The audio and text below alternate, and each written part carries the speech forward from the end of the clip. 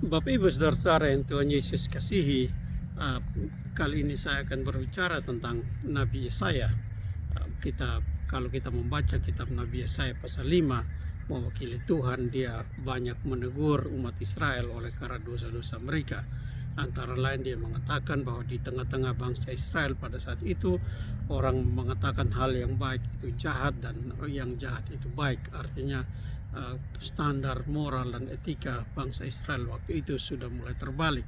Orang tidak mengikuti apa yang Tuhan katakan lagi, tetapi mengikuti keinginan atau pemikiran mereka sendiri.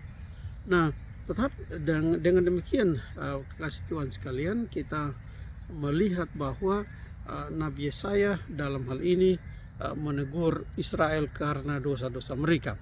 Dan tentu saja, apalagi standar seorang nabi dan juga tentu standar hamba-hamba Tuhan pada umumnya, bahwa walaupun seorang hamba Tuhan itu tidak mungkin adalah manusia yang sempurna, tetapi kalau dia ditugaskan untuk menegur dosa orang lain, tentu dia sendiri harus berusaha mengawasi dirinya supaya dia jangan dengan mudah jatuh ke dalam dosa. Kalaupun dia pernah berdosa sebelumnya, dia berusaha untuk bertobat, mengakui dosanya, dan berjuang untuk menguranginya. Sehingga dengan singkat kata, dan juga ini menurut kebanyakan teolog yang menyelidiki kitab Nabi Yesaya, bahwa Nabi Yesaya waktu itu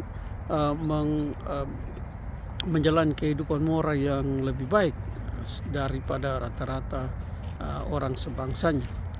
Nah, kasih Tuhan sekalian, kita bisa mengerti hal itu oleh karena kita melihat juga riwayat kehidupan nabi-nabi lainnya, Nabi Elia, Nabi Yeremia, dan lain-lain, yang mereka umumnya berjuang, walaupun mereka bukanlah orang-orang sempurna, tetapi mereka berjuang untuk hidup dengan baik, berjuang untuk mentaati perintah-perintah Tuhan, supaya kalau bisa mereka dapat menjadi contoh bagi kehidupan umat yang mereka harus kepada siapa mereka harus menyampaikan firman Tuhan. Dan itu memang wajar dituntut dari semua hamba-hamba Tuhan pada masa kini. Tetapi Bapak Ibu sekalian, itu bukanlah hal utama yang menjadi pembahasan kita di saat ini. Yang saya maksudkan ialah pada pasal berikutnya, yaitu Yesaya pasal 6. Nabi Yesaya berdiri di hadapan kemuliaan Tuhan dalam penglihatannya, dan dia mengatakan, celakalah aku binasa, sebab aku orang najis bibir. Artinya dia orang berdosa, tetapi dia berada di hadapan Tuhan dan yang maha mulia, dan karena itu ia merasa dirinya tidak pantas untuk hidup. Tetapi kemudian kita mengetahui cerita Yesaya pasal 6 bahwa Tuhan mengampuni dia dan mengizinkan dia untuk terus hidup dan terus menyampaikan firman Tuhan. Pelajaran apa yang bisa kita ambil di sini, Bapak Ibu kasih Tuhan sekalian? Seperti saya katakan tadi, di antara bangsanya Nabi Yesaya termasuk salah satu orang yang paling baik secara moral, etika, dan sebagainya. Tetapi ketika dia berdiri di hadapan Tuhan, dia sadar sepenuhnya bahwa dia tetap tidak pantas. Dia tidak cukup suci untuk berada di hadapan Allah yang maha suci. Dan itulah yang menjadi standar kita semua orang percaya sampai pada masa kini.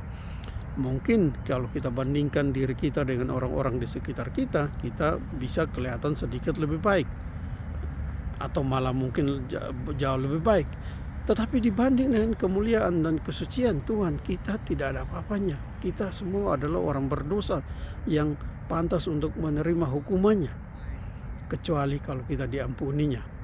Oleh sebab itu, kasih Tuhan sekalian, itulah prinsip iman kita, iman Kristen, bahwa kita semua sebenarnya tidak pantas berada di hadapan Allah. Tidak pantas untuk nanti sesudah Tuhan Yesus datang yang kedua kali, ikut mengambil bagian dalam sukacita surgawi bersama Dia dan Bapa di surga. Tetapi oleh karena pengampunan yang Ia berikan bagi kita, bagi kita semua yang percaya, yang menerima pengampunan itu dengan rendah hati dan mengaku bahwa kita sesungguhnya tidak layak, namun hanya dilayakkan oleh karena darah Kristus, maka kita semua seperti Nabi Yesaya akan boleh berada di hadapan Allah dengan penuh sukacita dan memberitakan kemuliaannya dalam hidup ini dan sampai selama-lamanya. Tuhan Yesus memberkati. Dari Canberra, Australia, saya Remy Vanggidai.